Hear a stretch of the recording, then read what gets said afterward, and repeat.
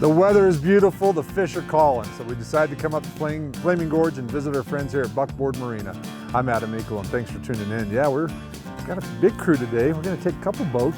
TJ's going to show us how to go catch some more lakers. Yep, yeah, we done good yesterday and should have another repeat day today. Okay. Should be awesome. We're going to talk like we have and try to encourage you to come up here because we need you to come up here and target these pups. We're going to talk about the DU Derby with my buddy Chad here in a minute and talk about what they've got coming up as well.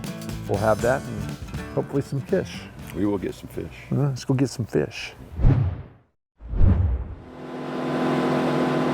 The bite for small lake trout has been really good in 25 to 40 feet of water lately, and it should stay good until the water warms and those lake trout head deep. Let's get them. Tony and TJ with Buckboard Marina Yeah, there's fish everywhere actually. have been catching a lot of pups the last couple of weeks. Little secret sauce, just to give it a little bit of flavor. Hopefully it's spin us some fish up. Maybe we'll catch a kokanee today, one of the few and far betweens. One thing they've not been catching the last couple of years up here is kokanee.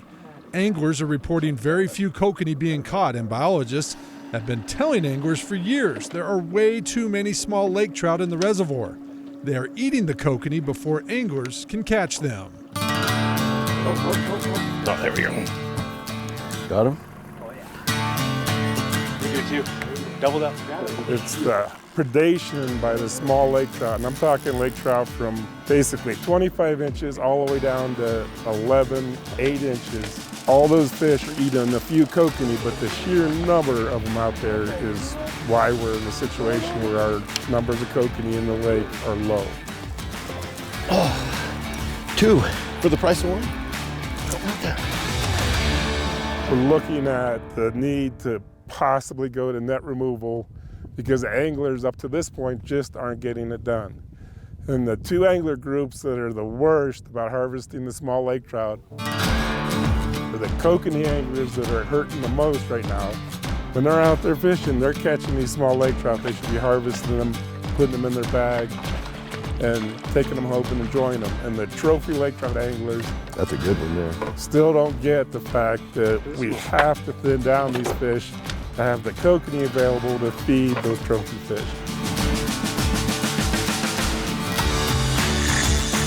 In this winter, I need my sweatshirt off. people were really successful catching trophy lake trout through the ice because there wasn't the kokanee out there for those fish to eat, so they were hungry.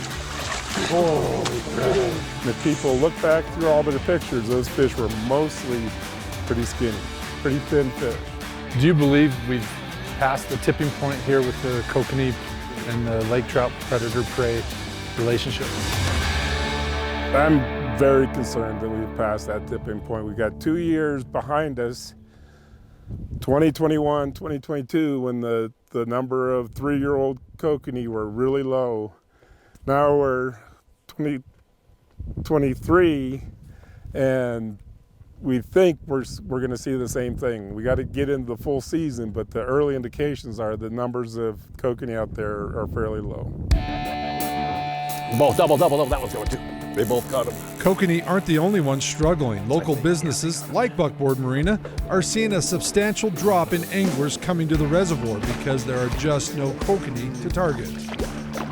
It's hurting the economy, the local economy especially, and we're seeing it completely. I mean, look at that parking lot. I mean, the parking lot is empty for a reason. There's no kokanee. There's no trophy kokanee. There's no kokanee up here in this area.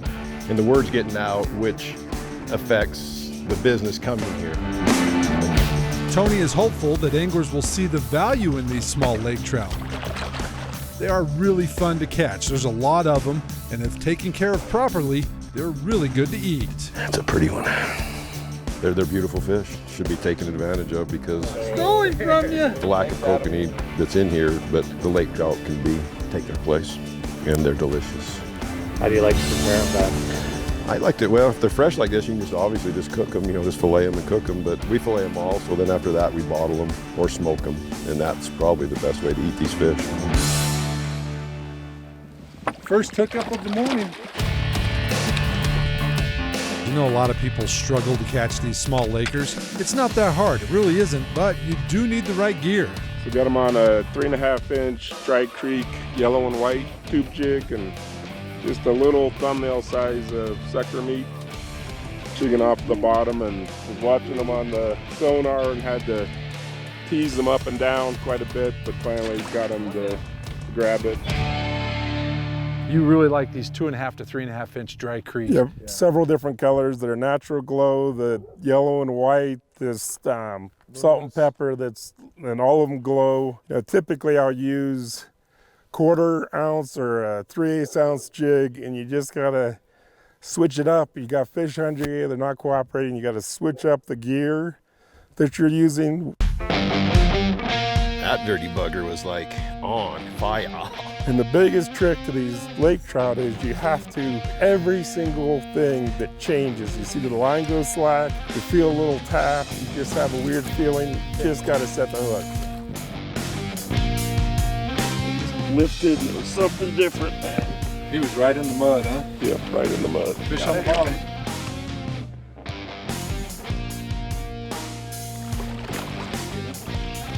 These are all pretty good sized pups. Yep. Good sized fish. When I catch these small lake trout, I like to cut the gills, let them bleed for a few minutes in the live well. Once they're dead, I like to gut them, get the guts out, and then they immediately go under ice. Any of these fish that are an oily fish, you gotta put them on ice in a cooler, within a short time period after harvesting them. Putting them on a stringer, hanging them over the side of the boat, you're just gonna end up with mush at the end of the day. Spoons are very good here. From these PK spoons, which TJ turned us on to, just any type of spoon that's got some flash, same thing. A little bit of tipping them with just a little bit, same action. Yep, bouncing them on the bottom. I do a lot of bottom bouncing just to kick up that sediment. That brings fish in, gets them interested. A lot of times you're just lifting off the bottom and they'll pick it up. That's that spoon. Whoop.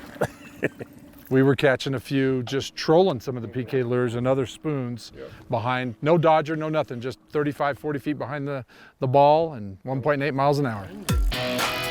You went down deep. It looked like the Buckboard folks were doing a little better than we were. And they were using cowbells in front of the lures that they were using. And they were even, which I found interesting, is they were using tube. The terminal gear was a tube, was a treble hook in a tube with the cowbells in front of it and right on the bottom. We sell this. They're beautiful stuff too. They're out of Salt Lake. Bryce with BB custom blades. Beautiful stuff. You see how they work? That's how we rig them. There's no secret. Just come do it. Get them out of here for us, please.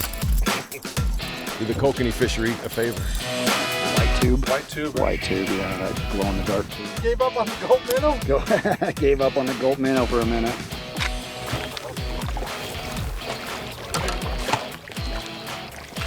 Yep, bigger of the day. What do you think of this lake trout fishing now that you've had a chance to kind of mess with it a little bit? It's been really fun. The fish they fight really well, and yeah, it's definitely different. But that's a good fish. Hey, another one for Rob to clean. He said he was a head gutter, and that's why he brought it. Nothing worse than a newbie in the boat. Nothing worse. Ooh, it's a toad. Oh, I can't lift it. Oh, That's another good one. it's a toad. Well, maybe I just cut his line. That'll slow him down a little bit. Once you find these fish, it can be pretty fast fishing. It's fun, and with a limit of 12, you can load the boat. Oh, I'll freaking net your fish for you. I'd be happy to. I'm happy to net your fish for you. I don't need to catch any fish. This is my buddy Chad's first time targeting small lake trout, and he's killing it. Thank you. I'll get it too for you, don't worry about it. Ducks Unlimited is holding their 11th annual DU Fishing Derby here, June 24th and 25th at Lucerne Marina. Chad says it's been a great success that not only raises money for the wetlands around Utah, it also helps the pup population here at the gorge. We also have a lake pup category, so we're trying to help the lake, and trying to harvest some of those lake pups like what we've been doing today. So we have that category also. We're a conservation organization. We're just trying to help out anywhere we can, give some money back to the ducks, raise some money for it, and give back where we can. And it's a fun event. I mean, like I say, there's 4 different categories. $1,000 first place. We're gonna have over $8,000 in cash prizes given away at this event, along with some guns and some other things that you can come out and win and just have a good time and have fun and support Ducks Unlimited, support Flaming Gorge, support the conservation side of that. Is that another golf minnow? That's another golf. That's 3 on golf. I think somebody would share their golf. Them golf minnows. I got one left on. I'm down to my last one. I can't have any. No, I wouldn't give him none. One thing everyone agreed on both boats was that something definitely needs to be done with the overabundance of small lake trout. But whatever it is, it can't have any negative repercussions on the trophy lakers that Flaming Gorge is famous for. Do you think it's time to start netting these small lake trout? The first option I would say right now is to get it out to everybody what's really happening, and then the other thing is to do is probably pull the regulations off it where we can actually take there's no limit on these fish, but we do have to watch our size of our fish because we cannot affect our trophies. Our 28 and above, that's our trophies. We have to protect them fish. We really do have to protect them fish. The other is to start netting them, and that's the ultimate thing we probably have to do to rebuild this fishery in a timely manner. This business won't survive. This economy won't survive around here. It's already, we're already in a pretty bad situation. Yeah.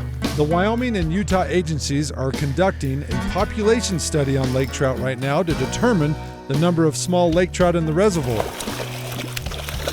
This is also being done in conjunction with a creel survey that'll help determine how many lake trout are being harvested by anglers and how many we need to be harvested.